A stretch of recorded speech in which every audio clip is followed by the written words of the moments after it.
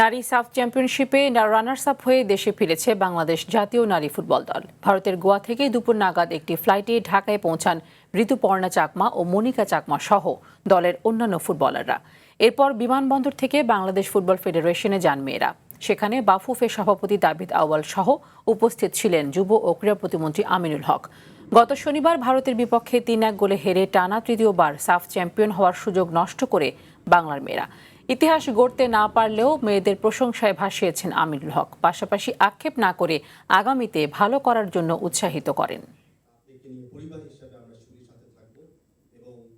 হেরে যাওয়া মানে সবকিছু শেষ হয়ে যাওয়া না। হেরে যাওয়া মানে হচ্ছে নতুন ভাবে নতুন উদ্যমে এগিয়ে যাওয়া, অনুপ্রেরণা এবং সাহস। তো সেই সাহসের মাধ্যমে আমরা আশা করি যে তোমরা যেভাবে এগিয়ে যাচ্ছ, ইনশাআল্লাহ বাংলাদেশ ফুটবল ফেডারেশন, আমি যেহেতু একজন ফুটবলার হিসেবে তোমাদের পাশে সবসময়